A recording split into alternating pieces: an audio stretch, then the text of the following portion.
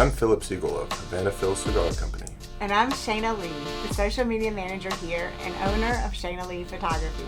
Welcome to Behind the Smoke Screens, where we give you a raw and unfiltered look at what it's like to run a business as two young entrepreneurs.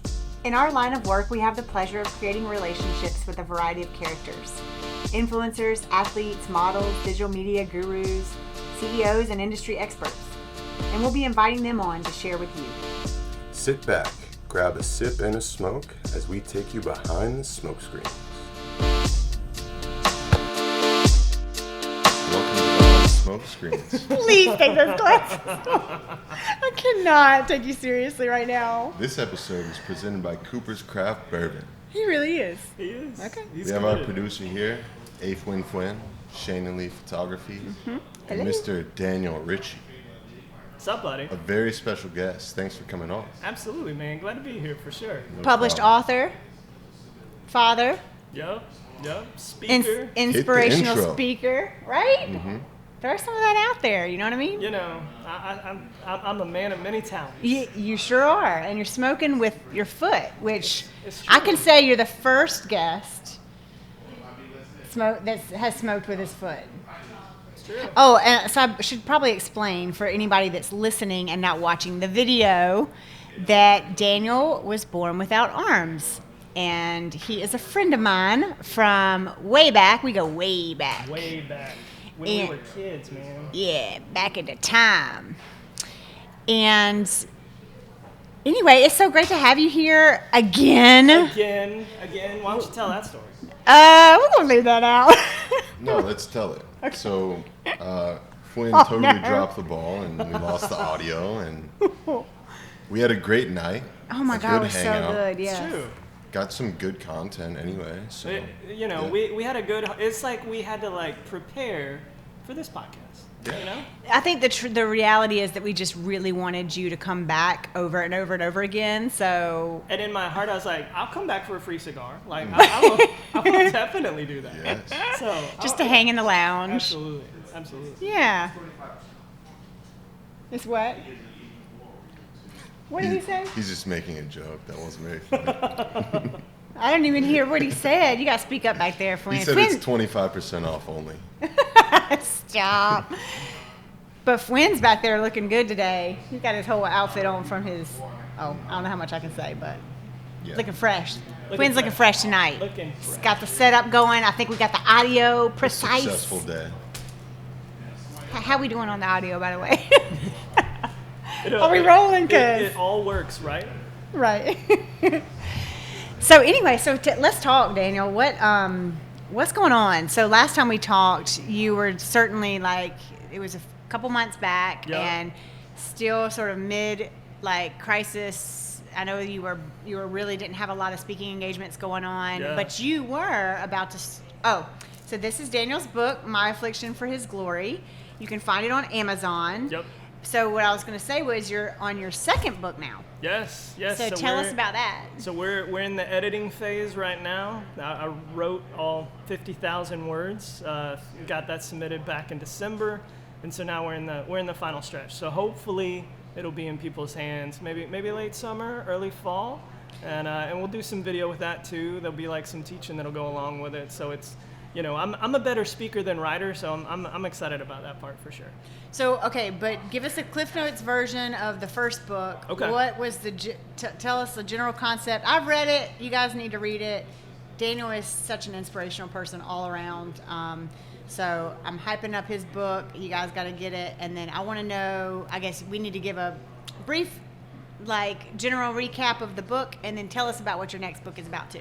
Yeah, so, My Affliction for His Glory, like you said, is the title. And the affliction, like you had mentioned, it's my armlessness. And so that's sort of that's like the bones of the book in a lot of ways. It's just, what has life brought me as a guy who has to do everything incredibly different than everybody else. And just what have been the lessons along the way, but also why have I had hope when you look at this external body and go, this guy has no hope. And so it's it's the story of my life, but it's also the story of how my faith has just brought me hope in the midst of all of that, and just the lessons that I've learned along the way. So there's personal stories in there, tell a lot of jokes, flashback to the good old days. But then also it's just, man, how can people in the same shoes, maybe not the same armless shoes, but like in the same shoes of just like trial and affliction, how can they find a way forward too? That's a beautiful thing, because we all need a story of hope, and especially in this last year of what we've all been going through in some form or fashion. People are really struggling with that, and people need that message of hope. Oh, for sure.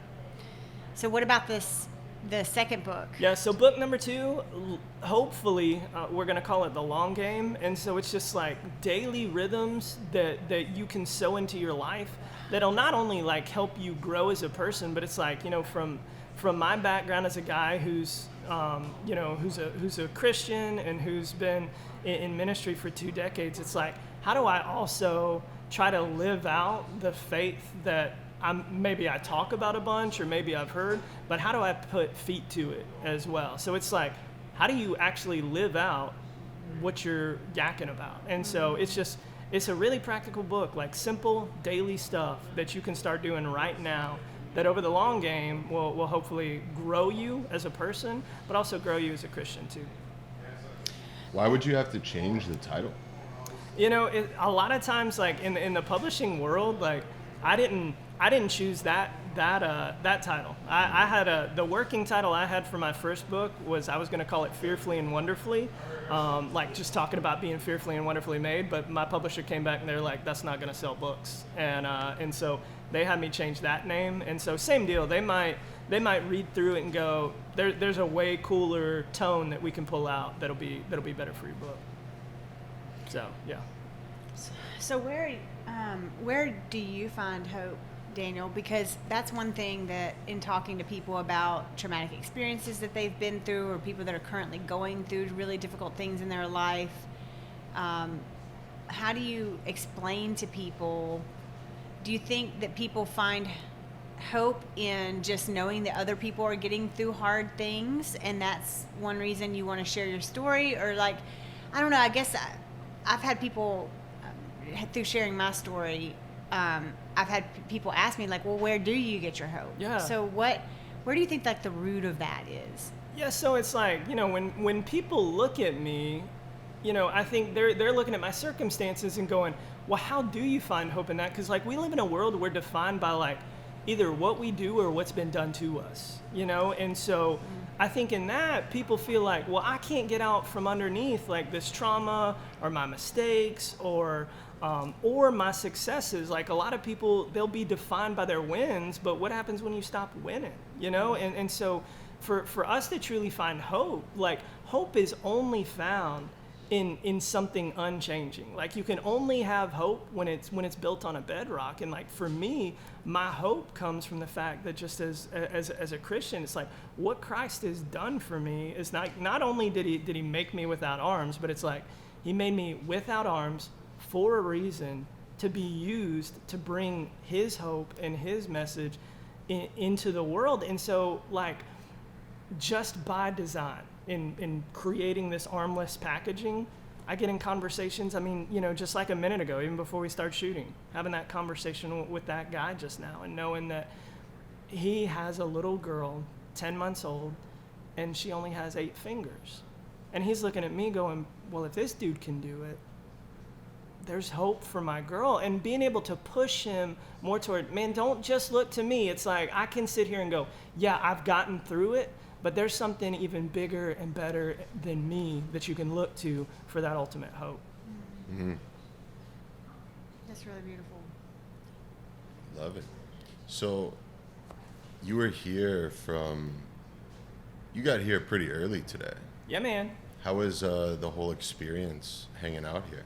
Dude, I've always been, I travel a lot for what I do. And if I can find a lounge, like, I'm all about it, because it's just like, there's just something about a lounge when you can get around, especially like men. We don't talk a lot, ever.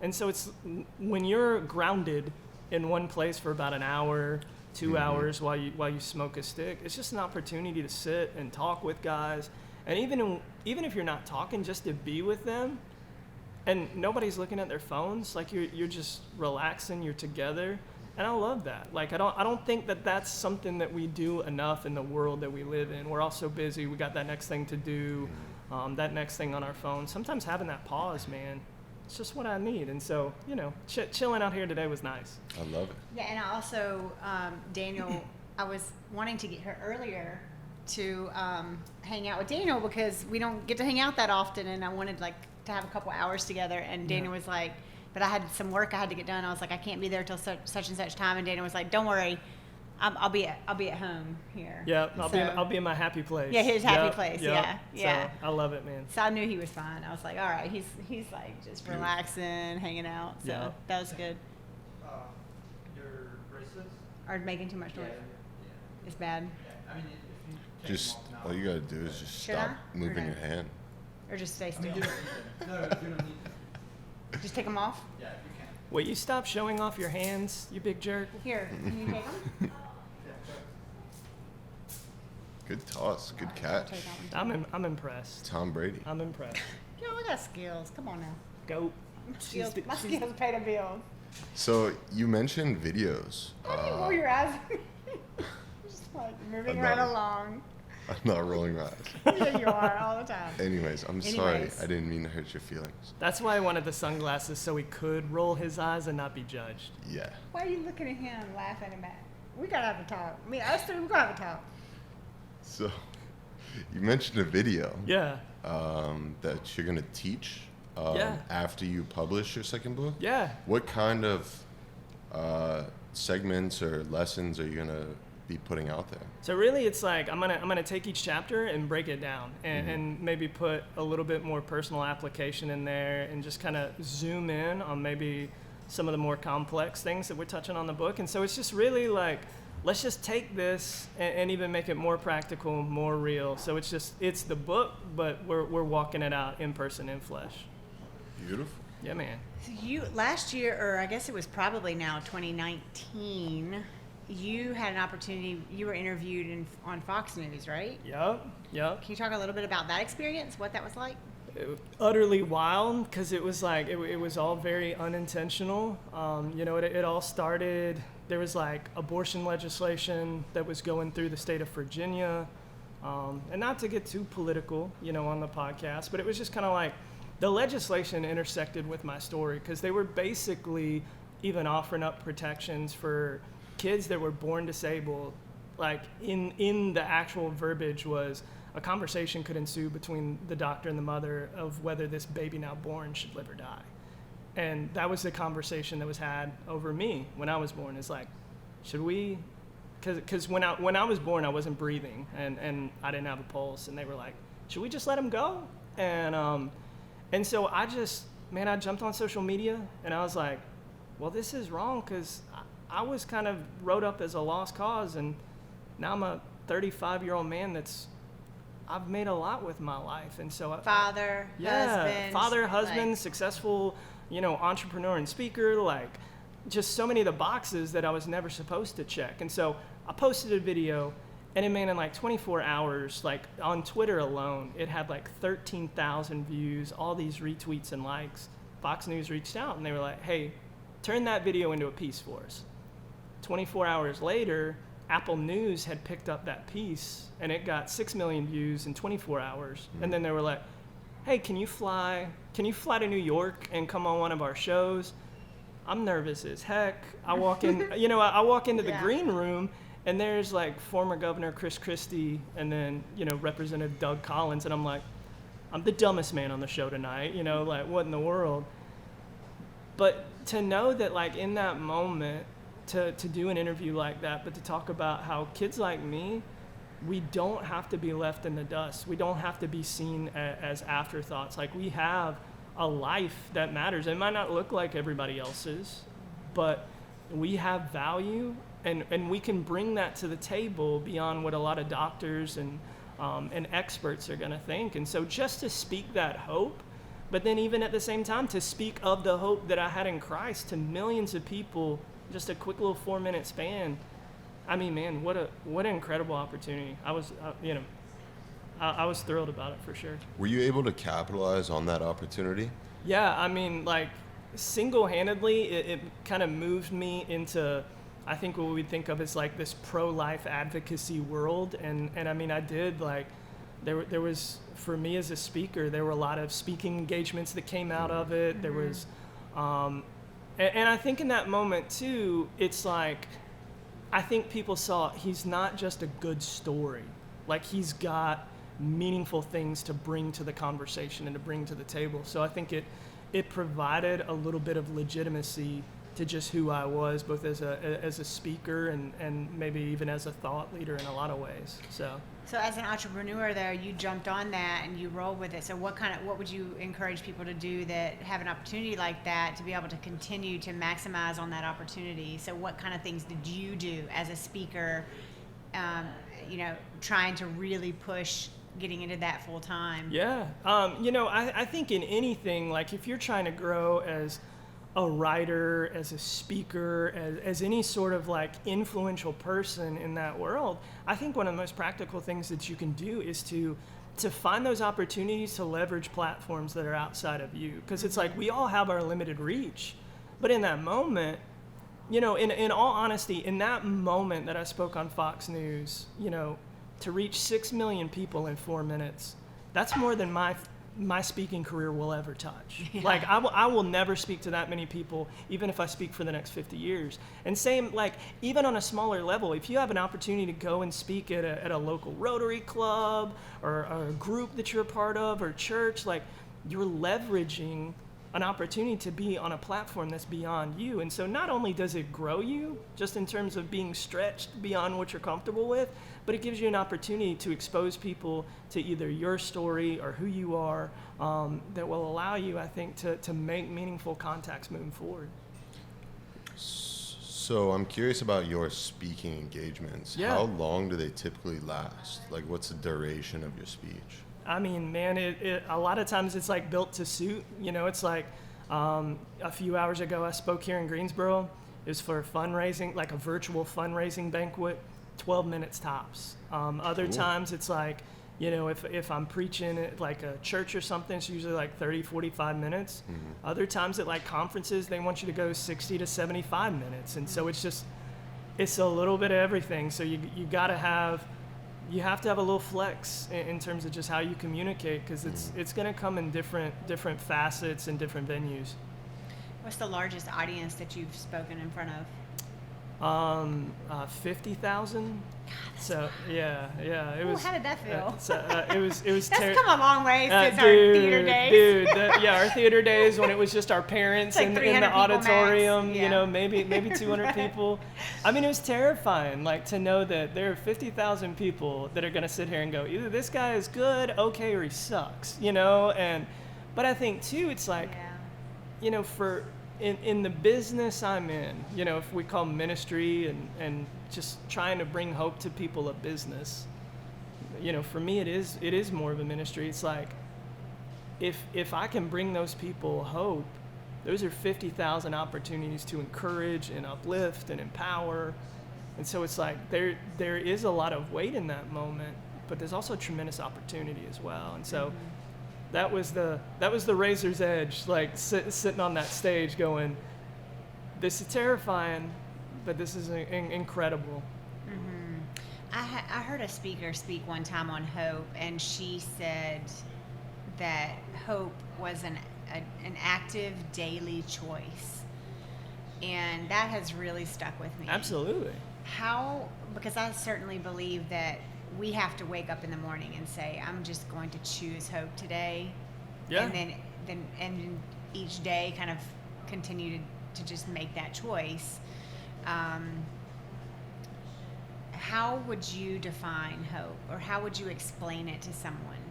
Yeah, I mean, hope is ultimately like, I'm clinging to hope. I'm clinging to, for me, it's like I'm clinging to what God has done in my life, what he's going to continue to do in my life, and all of the things that I've seen him work and move and mold and shape. like, I'm going to cling to him. I'm going to cling to that because, like you said, there are so many times when it's like you can't see the hope. You know, you can't, your circumstances might be dark and foreboding and terrible, and there might not be a whole lot of hope in that moment, but to go, but my hope is not in this. My hope is not in my bank account. My hope is not in my job. My hope is ultimately in what both God has done for me, what he's doing for me, and the good gifts that he's given me too, just in like my family, my awesome wife, my kids that I love. Because it's at the end of the day, when I'm dead, the only people's opinion that's going to matter to me is them. At the end of the day, what they thought of their dad, what they thought of their husband, and how I poured into them. Mm-hmm. Yeah, that's good. Does that translate to helping you walk through the fear of speaking in front of so many people?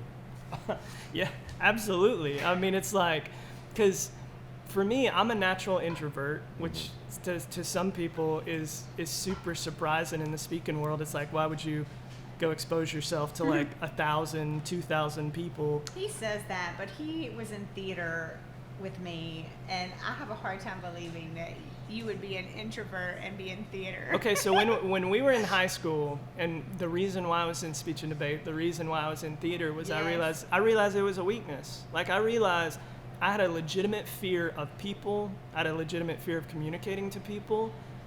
But I was also looking to this one day knowing, like, I want to communicate hope, but if I can't even communicate, me being a bringer of hope is not gonna accomplish anything. And so, you know, ultimately to realize that I have this opportunity meant that I had to build to that opportunity from moment one as well.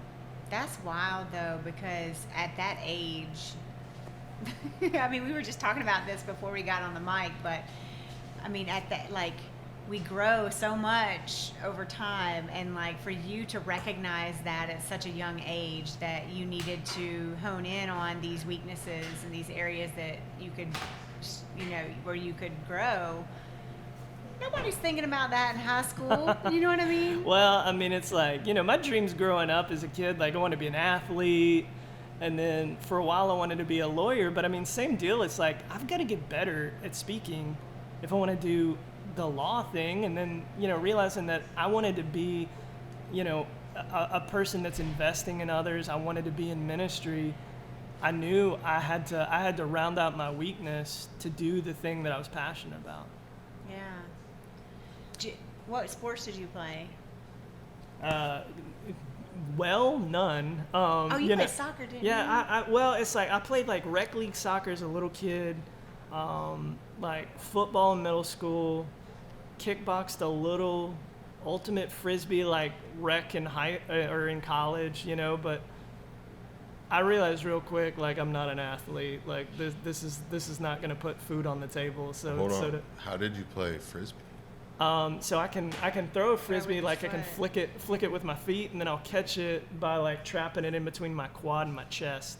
No shit. Yeah, so I'll like fold in half to catch that beast. Listen, when he says he's a man of many talents, he is literally changing a tire with his feet, driving, chainsaw, cutting down trees. How do you drive? Cooking mac and cheese for the kids. You know, name it. Yeah, and, you know, drove here from Raleigh today, just a normal car, and so I put my left foot up on the steering wheel, use my right foot for the pedals. So Daniel, it's like, you do more with your feet than a lot of people do with arms. I don't know about that. It is true.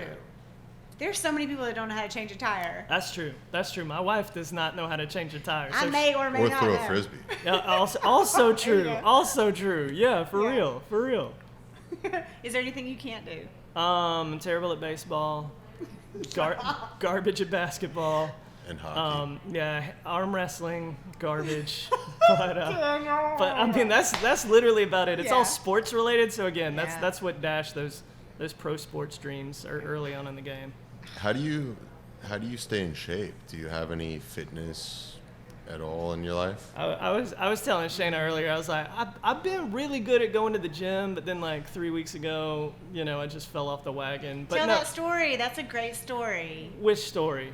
The Amish country one. Oh, yeah. So I spoke in Missouri, gosh, it was about a week and a half ago, and it's in like, it's Dutch Mennonite, which is basically like what we think of as like Amish country.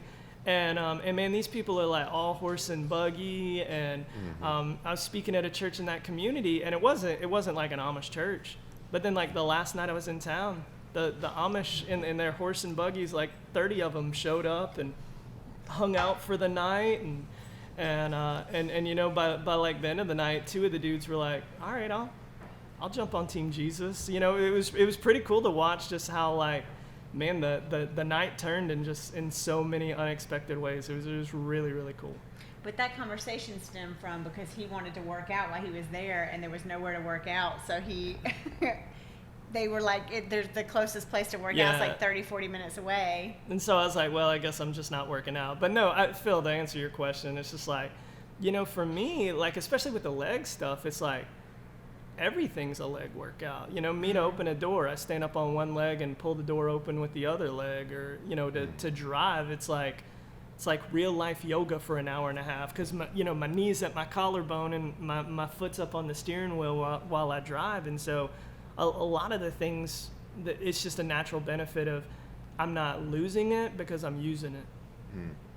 Have you ever been pulled over? A couple times, Yeah. sadly. So you have a natural conversation starter just in having been born without arms. So how has that been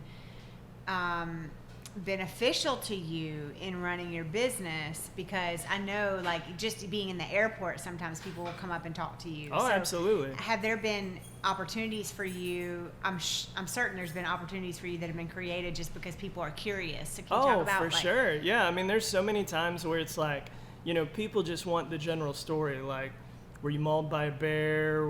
Did a shark bite your arms off? And so it starts like that. But then, I'm able to turn the conversation, and, it's like, hopefully, it's like, I hope to encourage them by the end of the day. But then even if I'm not doing that, it's just, sometimes the conversation turns to, well, what do you do? And it's like, well, I speak and preach for a living. And, there, like you said, there have been a number of times where it's like in the airport, at the gas station, I'm handing out a card or, giving people my contact info, and, it gives me an opportunity to go and share with, their church or their group or their school, or, it opens a lot of doors. It also is probably awkward at times for you. 100%. Sure. 100%. Yeah. So many times, like, I understand at the end of the day, like, you don't come across an armless dude every day. And so it's, if I'm in a restaurant, like I took my wife out for her birthday last week, and we're in this super dope restaurant in the middle of Raleigh, and there's like these business dudes, and they're kind of like cutting their eyes over at the table watching me cut my steak. Or there was a little girl that at one point, she stood up in her chair just so she could get a better look of like staring at me. And I mean, that's just like, that's the packaging that comes with it. It's like, there's going to be natural curiosity in a good way, but at times there's natural curiosity to where it can be annoying. But I think I've also gotten to the point where it's just like, I'm used to it, What's one of the like frustrating things that you want people to know, or something that you just want people to know about you having no arms? Like, it's okay to ask questions, or it's okay to say this, or it's not okay to say this, or what kind of stuff would you just want to, like, public service announcement? I think, like, especially for me as a dad, I've got an 8-year-old and a 5-year-old.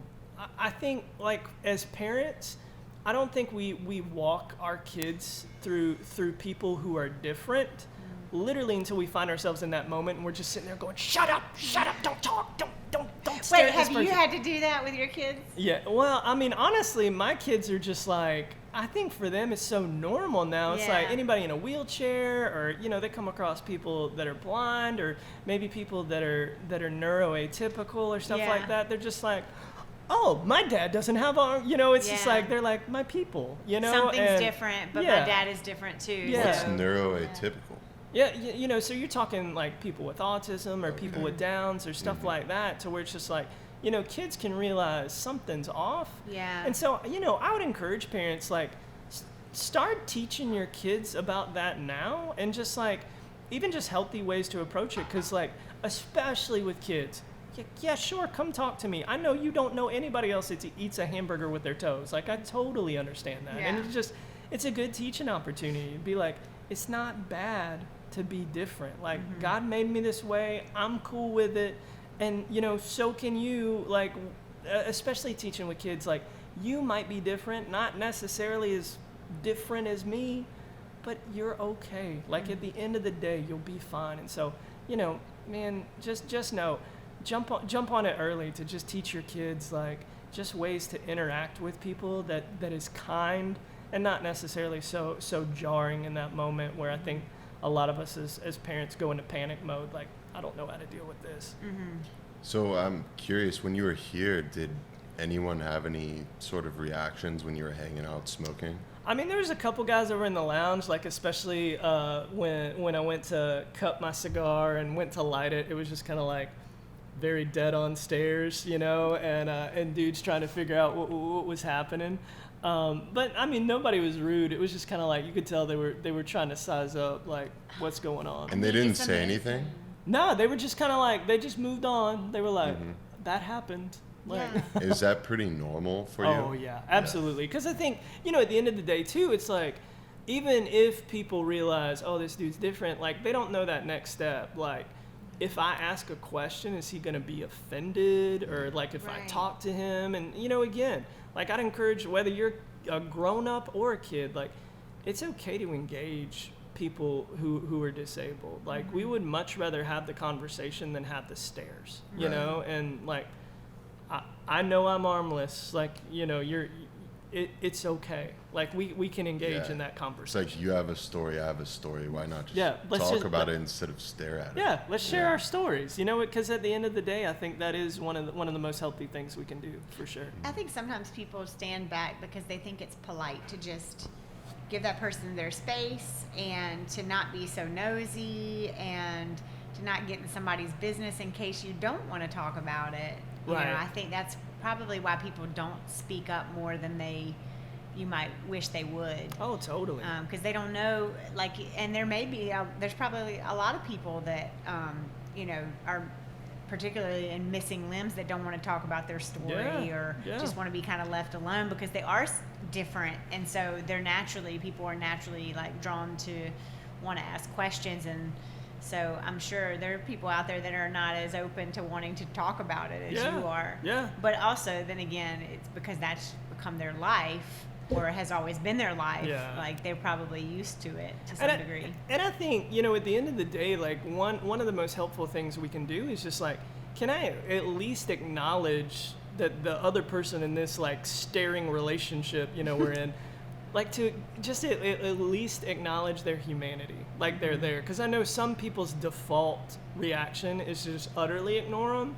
And again, if you're not as open and out there like me, that can be really dejecting.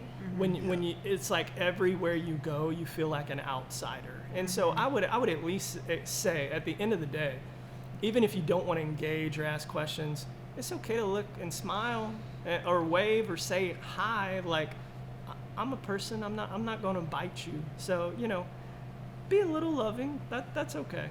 You've mentioned traveling quite a bit for your speaking engagements. Do you notice any geographical change with, like, the interactions you have? Like, if you're in the South, I would assume that people are a little more passive. Yeah. And they just kind of stare a little more. Yeah. But, like, if you're in a cigar lounge in New York City or DC, like, someone will be like, all right, tell me the story. Yep. No filters, man. Yeah. Like, California or, like, New England or, I mean, truthfully, like, big urban centers, like, that's usually the way it goes. Like, all right, let's just put all the cards on the table. But, at times there will also be, like, in the Southeast, in the Midwest, you kind of get, like, that Midwest nice or, the southern sweetness. Whereas at times, in other spots, people will be a little cold, maybe out west or up in the north. if they're not just putting themselves out there, they could be a little cold. Right. That's interesting. Just thinking about how different people approach. It's almost like a politeness thing, or like an assumed people are assuming kind of what you would be okay with. Right. And also, just in large metropolitan areas, they're seeing so many people so regularly, Yeah.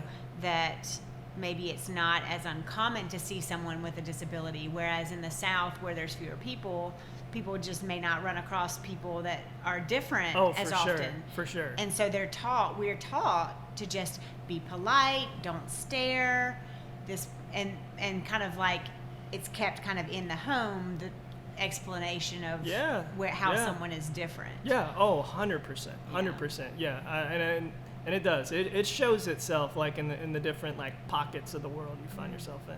When you walk in this store, we're Hey, man. typically gonna be like, "What's up?" I know, man. Y'all, Like, y'all, let's- y'all are let's- like y'all are like my people. It Yeah. was nice walking in tonight, and Mm-hmm. you were like the second dude I saw, and I was like, "What's up, man?" We were just able to pick right up. So I feel home here, man. Yeah. And that happened the first time you were here too, because I remember we walked in and immediately there was a group of people sitting here, and everybody started engaging very quickly as well. So Well, I think that was because of you. Everybody's like, Shayna! it was some of She's a celebrity. She She shows is, up man. 5 minutes before the podcast, sits down. She's the It's resident her- rock star. Like, Yeah. man, it's just wild. Well, I do what I do.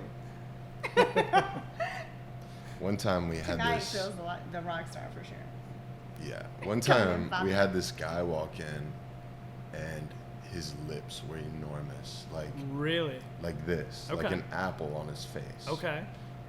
And it was me and Big Ed. Big Ed's from Jersey.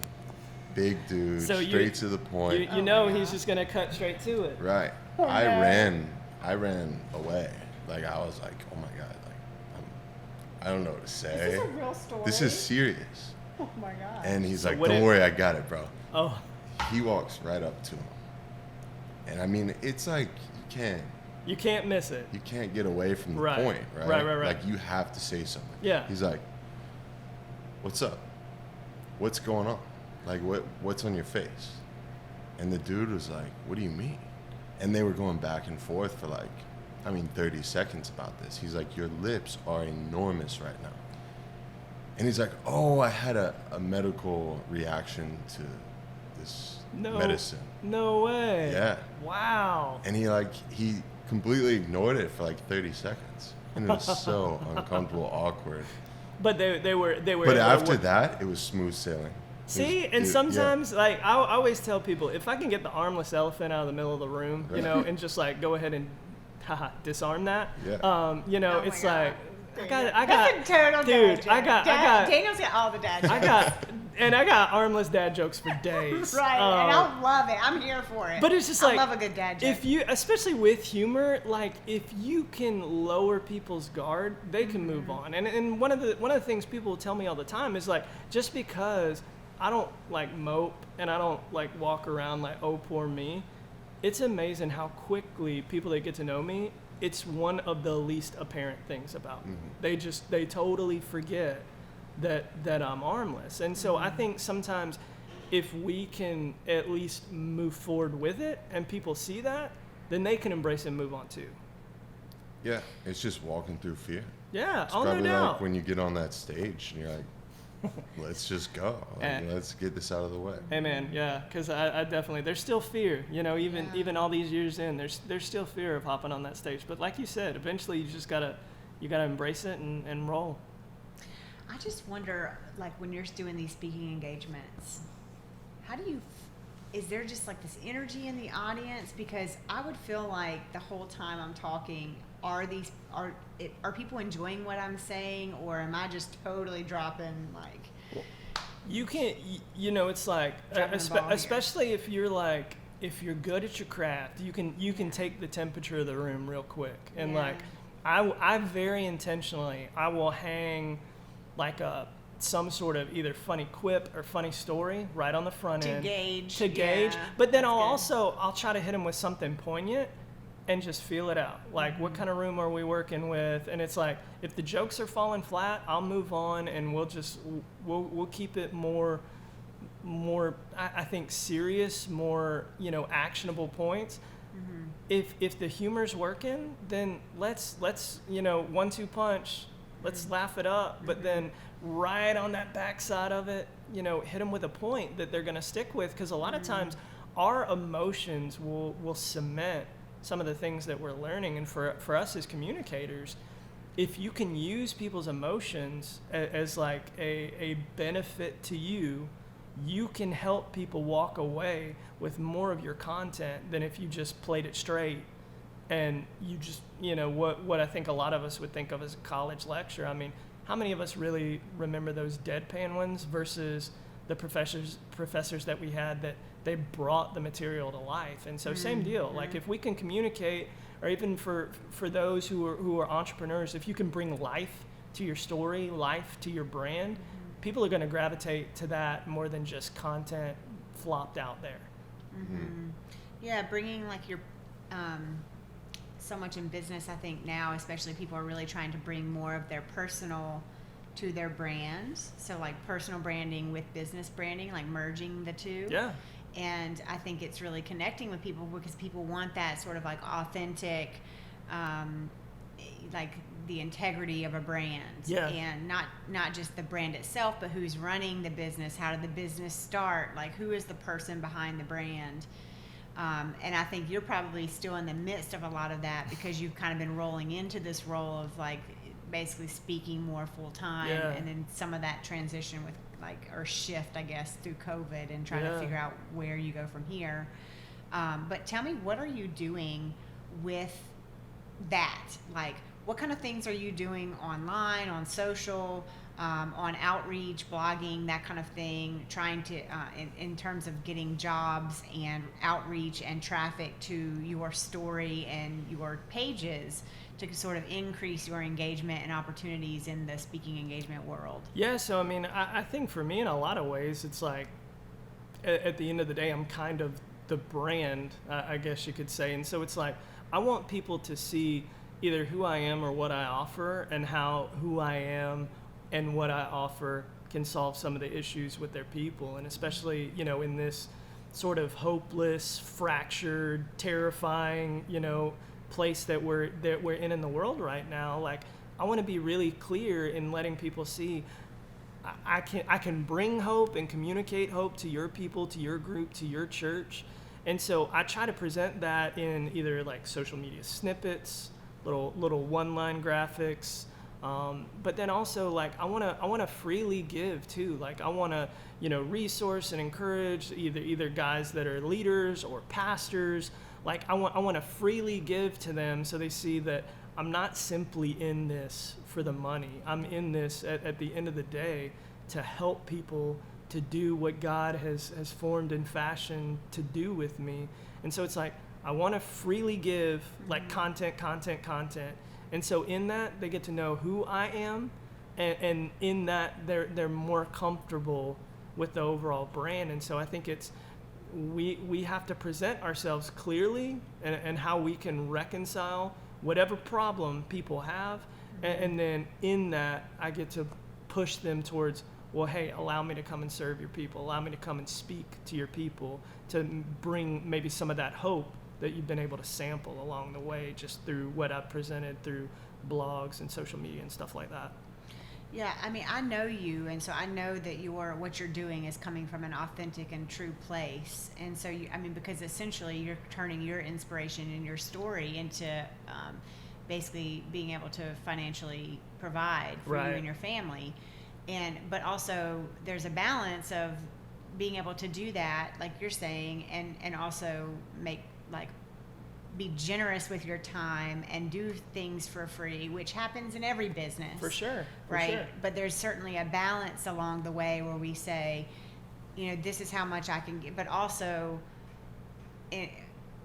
finding a place of being able to charge for what you do, because your time is also valuable, and you are a Right. father and a father and a husband, and you got to be able to bring in an income for your family. Right. So how do you find the balance because I'm sure, especially in the faith world, that there's probably a lot of opportunities that people don't want to, that you, Oh, no doubt. people no reach doubt. out and they don't want to pay Yeah, anything. yeah. So how do you balance that, and how do you sort of like hold your ground when you really need to be able to make money to be able to provide? Yeah, and so like, you know, when somebody's bringing me into book, like through my site, there's like a little booking form they fill out that gives me like all the information of, you know, where am I going, what am I doing, how much you want me to speak, yada. But there's also like in there, all right, well, what have you budgeted for this? And so it allows me to know what we're working with. And there are times when it's like, you know, maybe it might be a like-minded organization or church or whatever, and it's like, man, I really believe in what you're doing. That budget number's kind of low, but man, this one time, like, I want to come and serve. But more often than not, with a lot of people, you can kind of come back and be like, listen, I've got to put in all this prep time. I've got to fly to you.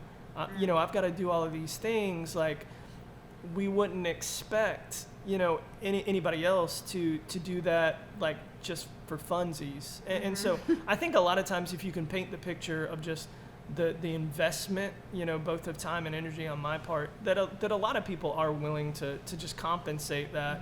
Because I think in a lot of fields, people just see whatever you put out front, and they don't see what went on in the back. They don't see what brought that product to life. Time And so, away from family. yeah, and so sometimes for us as business leaders, like, if we can paint the picture of the worth and of the value, then it brings the people to that point where they're willing to make the investment in it. Yeah, that totally makes sense. Like, because what you're doing, you're still taking time away from family. You're still taking a lot of time to prep for these different speaking engagements. The amount of money it takes to travel to places and that kind of thing. So there's certainly like out of pocket expenses. And I can see how it would be easy for you. I mean, I know you. I believe that you would do all these things if you never got paid. You'd want to share your story, and you'd want to speak in front of people, and you'd want to share your faith. So Right. you're going to do that regardless of whether or not you're getting paid for it. Right. And I mean, sometimes too, there's also value in, you know, there's some events that it's just like, you know, Fox News does not pay. But to realize, man, the platform that I'm being given, or the opportunity to network or to meet people, sometimes the value that opportunities present themselves to you go way beyond just like dollars. And so sometimes you've got to have the wisdom to go, the value here is beyond what I'm making. The value here is an opportunity to expand opportunities for what I actually want to do, and opportunities that would pay.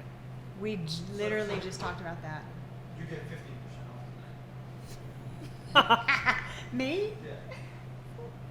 Please. It's the value. Listen, we just talked about this tonight because Flynn and I met at Greensboro Fashion Week, and we both stepped up and introduced ourselves to different people at Fashion Week, made connections, and it's turned into job opportunities for us, including my work with Phil and Havana Phil's, because I met Phil at Fashion Week, and then what I did was I followed through with that opportunity to just meet business people in the community.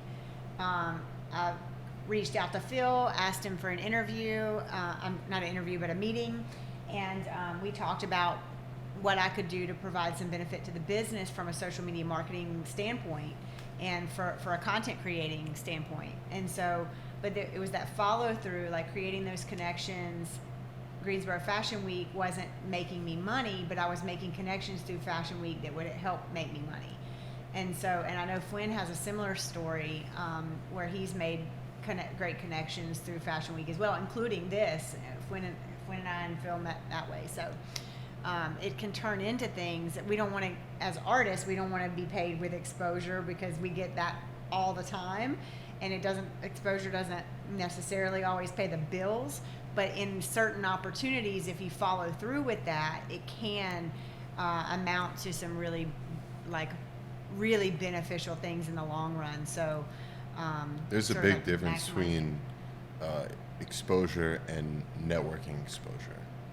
For sure. And Whether you're face to face or Yeah. like they're just promising you, 15,000 views on their social Right, page. right. Oh, you're absolutely right. Yeah. Yes. And that's where the wisdom comes in, and a lot of times when these offers are made, sometimes one of the best things we can do is, can I get back to you and like research it, like look at if it's an event or if it's like a digital platform or something like that. Do your homework and see like, let me look at all the other stuff they've done, and are they getting views, or do they get the sort of people, that I'm marketing to, the sort of people that I look to serve, and if that is what is on the table, then yeah. But there are times when it's like, just because it's an opportunity, you can look and go, bro, this guy on his digital platform gets 10 views. Like, this is just an hour I don't get back, and at the end of the day, like, time's our one limited resource that it's like we can't make more of. And so I think in being wise with that time to both network and to create is huge. And so it just, sometimes it takes us picking the wrong things for us to realize what truly are the right ones. Right. And if you're listening, go ahead and subscribe, and comment on this episode. Hey, there you go. Especially if you're a fan of Daniel here. Yeah, and I think this is a good opportunity too to shout out Daniel's pages. So what you want to tell us how people can find you? Yeah, so my website is danielritchie.org, and it's got all my socials on there. And so like on Instagram, I'm at Daniel P. Ritchie, on Twitter at Daniel Ritchie. So yeah, man, love to interact with you guys. Do you have any jokes on there? Man, every once in a while there will definitely be like armless jokes, armless quips. I'll whine about being armless every once in a while, like, man, like if they only made gloves for feet, stuff like that. So yeah, I keep it entertaining, but there's also there's some good, free, empowering, encouraging stuff too. So Beautiful. So Yeah. I want to touch back on the jokes real quick. You said there's some jokes in the book. yes, And you also have jokes in your speeches. yes. So can I put you on the spot and you give us your favorite joke right now? All right, my favorite joke is it's truthfully a story. To me and two of my best friends, we were here in Greensboro, catching up. Went out to Applebee's. These two rednecks are kind of giving me a hard time, making fun of me, all this stuff, and it was bad. Like we were all in the lobby waiting on the table. They were kind of like clowning me to my face. We're like jerks. But then we go and get our table. They ended up like sitting right across the aisle from us, picked up right where they left off. And so I was like, I'll play dirty. And so I ordered the Applebee's like full rack of ribs, which is like the sauciest things on the planet. Yeah. And once I finished eating it was like, my feet were just covered in the sauce, and when the homeboys were staring at me, I was like, "What's up?" And like started licking my toes. Yeah. And bro, they got real quiet, quiet, real fast. And so that's one of my favorite go-to jokes. Like if I feel like the audience is digging the humor, that's definitely one of my favorite back pocket stories to put out there. I like that. That doesn't. I mean, that kind of represents Greensboro, but that could happen anywhere. Well, I didn't. Yeah. I did not mention that these were like two just thoroughbred rednecks. Yeah. I mean, like Yeah. head to toe mossy oak camo, talk like auctioneers. It was authentic Guilford County for sure. Yeah. 100%. I don't even know what to say. Shout out Greensboro. Yeah. That's that Southeast Guilford life right there, man. Yeah, well, luckily you're like very well traveled, and I'm a metropolitan man these days, so I don't have to deal with that as much, but yeah. it still happens. Well, shoot, man, it was a pleasure. Thanks for Absolutely, coming on. This was- guys. Thanks for having me. Yeah. It's always fun to hang out with y'all. Yeah. Well, I think I'll leave with a quote because I love to do that. But God gives his toughest battles to his strongest warriors, and you're certainly that, and you certainly embody that, Yeah. and I think it's just beautiful to watch where you've been and where you're going, and having known you for so long. So I'm just grateful that you've taken the time to spend time with us again. Yeah. This is the third time I've done a podcast with Daniel, and this will be the first one to actually publish out. So, Bro, you better start knocking on wood, man. This thing ain't live yet. Yeah, God, for real. please. Let's We're do gonna a pray fourth. about this tonight. But thank you so much for just taking the time to come out and talk to us. It's No just doubt. always so much fun to just pick your brain a little bit. So. Yeah, man. It's good to hang out with you. It's good to hang out with Phil and his shades. So it's always a good night here Yeah. here behind the smoke screens for sure. Yeah. Beautiful. Thank you, Daniel. Absolutely. Love you guys. Thanks, y'all.